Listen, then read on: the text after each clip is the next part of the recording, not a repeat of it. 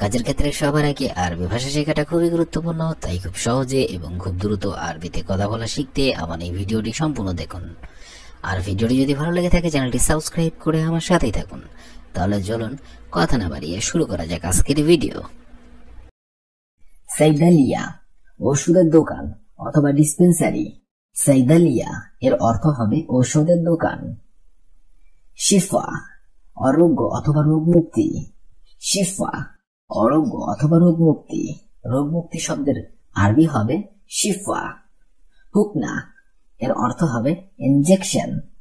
হুকনা আরবিতে বলা হয় হুকনা, এর অর্থ হবে ইনজেকশন। মুস্তাসফা এর অর্থ হবে হাসপাতাল। মুস্তাসফা এর অর্থ হবে হাসপাতাল, আরবিতে হবে মুস্তাসফা। মুস্তাসফা। খারিতা এর বাংলা অর্থ হবে মানচিত্র অথবা ম্যাপ, আরবিতে হবে খারিতা। মদবু এর অর্থ হবে মুদ্রায়ন অথবা প্রিন্টিং। মদবু এর অর্থ হবে মুদ্রায়ন অথবা প্রিন্টিং। সফা এর অর্থ হবে পৃষ্ঠা। আমরা যে বইয়ের পৃষ্ঠা দেখে থাকি সেটাকে আরবিতে বলা হয় সফা। রকমুস সফা পৃষ্ঠা নম্বর, আরবিতে হবে রকমুস সফা, এর অর্থ হবে পৃষ্ঠা নম্বর। তবিব এর অর্থ হবে চিকিৎসক, আরবিতে হবে তবিব, বাংলাতে হবে চিকিৎসক অথবা ডাক্তার। ক্যাপসুলা বাংলাতে হবে ক্যাপসুল। আমরা সাধারণত যে অসুস্থ হলে অনেক সময় ডাক্তার যে ক্যাপসুল গুলো দিয়ে থাকে সেটাকে আরবিতে বলা হয় ক্যাপসুলা। দাওয়া, দাওয়া শব্দের অর্থ আমরা সবাই জানি। সাধারণত দাওয়া শব্দের অর্থ হবে ঔষধ, আরবিতে হবে দাওয়া, বাংলাতে হবে ঔষধ। মুহান্দিস এর অর্থ হবে ইঞ্জিনিয়ার, আরবিতে হবে মুহান্দিস। রিশুয়া এর অর্থ হবে ঘুষ, সবচেয়ে হারাম একটা জিনিস। রিশুয়া আরবিতে হবে রিশুয়া। দরজা এর অর্থ হবে বিভাগ, বাংলাতে হবে বিভাগ, আরবিতে হবে দরজা। মাদ্রাসা এর অর্থ হবে স্কুল, আরবিতে হবে মাদ্রাসা, বাংলাতে হবে স্কুল। মারিফা অথবা ইলম এর অর্থ হবে বিদ্যা। মারিফা অথবা ইলম এর অর্থ হবে বিদ্যা। ইলান এর অর্থ হবে নোটিশ অথবা বিজ্ঞপ্তি, আরবিতে হবে ইলান, বাংলাতে হবে নোটিশ অথবা বিজ্ঞপ্তি। মৌদু এর অর্থ হবে বিষয় অথবা বিষয়বস্তু, আরবিতে হবে মৌদু, বিষয় অথবা বিষয়বস্তু। জারিমা এর অর্থ হবে অপরাধ, আরবিতে হবে জারিমা। মুজরিম এর অর্থ হবে অপরাধী, আরবিতে হবে মুজরিম, বাংলাতে হবে অপরাধী। বায়ান এর অর্থ হবে এজহার অথবা স্টেটমেন্ট। বায়ান এর অর্থ হবে এজহার অথবা স্টেটমেন্ট অথবা বয়ান। শিরকা এর অর্থ হবে চুরি, চুরির আরবি হবে শিরকা। শরিক মানে হবে চোর, চোরের আরবি হবে শরিক। গারামা এর অর্থ হবে জরিমানা, বাংলাতে হবে জরিমানা, আরবিতে হবে গারামা। কাপ্তল এর অর্থ হবে খুন অথবা হত্যা, কাপ্তল এর অর্থ হবে খুন অথবা হত্যা।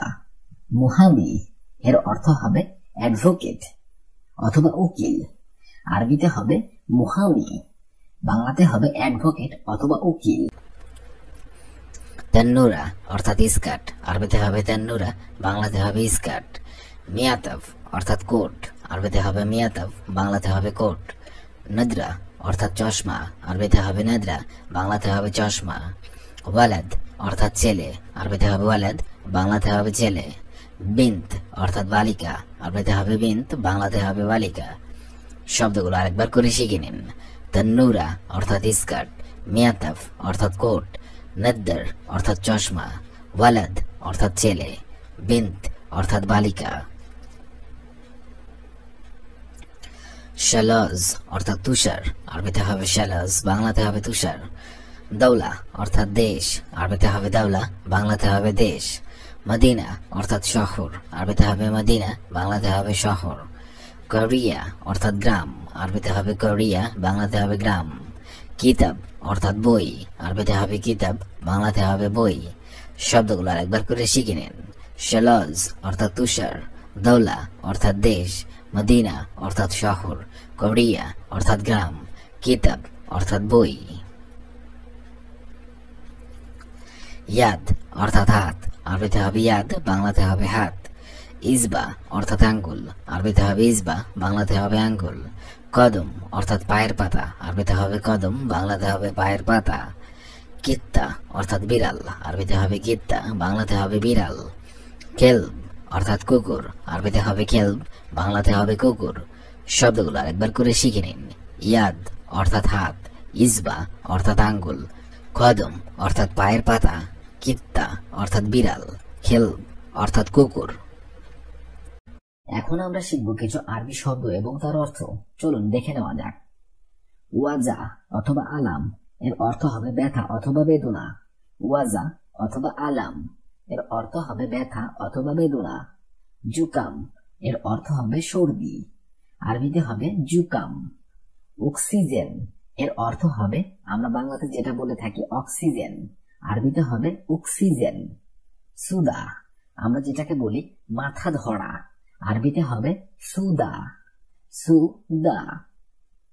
নুজুল, নুজুল শব্দের অর্থ হবে হোস্টেল, আরবিতে হবে নুজুল। ফুন্দুক, ফুন্দুক শব্দের অর্থ হবে হোটেল, আরবিতে হবে ফুন্দুক, ফুন্দুক। মাতাম, মাতাম শব্দের অর্থ হবে রেস্টুরেন্ট অথবা খাবার হোটেল, আরবিতে হবে মাতাম, বাংলাতে হবে হোটেল অথবা রেস্টুরেন্ট। তারজামা অর্থ হবে অনুবাদ, আরবিতে হবে তারজামা, বাংলাতে হবে অনুবাদ। মিজানুল হারারা এর অর্থ হবে থার্মোমিটার, মিজানুল হারারা এর অর্থ হবে থার্মোমিটার।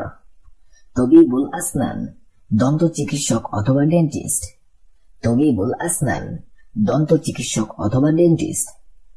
মুমাররিদা এর অর্থ হবে নার্স, মুমাররিদা মানে হবে নার্স, আরবিতে হবে মুমাররিদা। মার্দ অর্থ হবে রোগ, আরবিতে হবে মার্দ। পরের শব্দটি দেখে নেওয়া যাক। মারিদ, মারিদ শব্দের অর্থ হবে রোগী, আমরা যেটাকে বলে থাকি রোগী, আরবিতে বলতে হয় মারিদ, মারিদ। কামার অর্থাৎ চন্দ্র, আরবিতে হবে কামার, বাংলাতে হবে চন্দ্র। নাজমুন অর্থাৎ ইস্টার, আরবিতে হবে নজমুন, বাংলাতে হবে ইস্টার। আর হ্রদ অর্থাৎ পৃথিবী, আরবিতে হবে আর হ্রদ, বাংলাতে হবে পৃথিবী। সামা অর্থাৎ আকাশ, আরবিতে হবে সামা, বাংলাতে হবে আকাশ। মাতার অর্থাৎ বৃষ্টি, আরবিতে হবে মাতার, বাংলাতে হবে বৃষ্টি। শব্দগুলো আরেকবার করে শিখে নেওয়া যাক। কামার অর্থাৎ চন্দ্র, নজমুন অর্থাৎ ইস্টার, হ্রদ অর্থাৎ পৃথিবী, শামা অর্থাৎ আকাশ, মাতার অর্থাৎ বৃষ্টি। আজুজ অর্থাৎ বৃদ্ধ মহিলা, আরবিতে হবে আজুজ, বাংলাতে হবে বৃদ্ধ মহিলা। রাস অর্থাৎ মাথা, আরবিতে হবে রাজ, বাংলাতে হবে মাথা। ওয়াজ অর্থাৎ মুখমণ্ডল, আরবিতে হবে ওয়াজ, বাংলাতে হবে মুখমণ্ডল। সদর অর্থাৎ বুক, আরবিতে হবে সদর, বাংলাতে হবে বুক। বতন অর্থাৎ পেট, আরবিতে হবে বতন, বাংলাতে হবে পেট। শব্দগুলো আরেকবার করে শিখে নেওয়া যাক। আজুজ অর্থাৎ বৃদ্ধ মহিলা, রাস অর্থাৎ মাথা, ওয়াজ অর্থাৎ মুখমণ্ডল, সদর অর্থাৎ বুক, বতন অর্থাৎ পেট। কলম অর্থাৎ কলম, আরবিতে হবে কলম, বাংলাতে হবে কলম। দফতর অর্থাৎ নোটবুক, আরবিতে হবে দফতর, বাংলাতে হবে নোটবুক।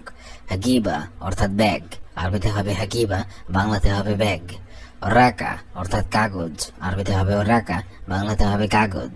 হাসুব অর্থাৎ কম্পিউটার, আরবিতে হবে হাসুব, বাংলাতে হবে কম্পিউটার। শব্দগুলো আরেকবার করে শিখে নিন।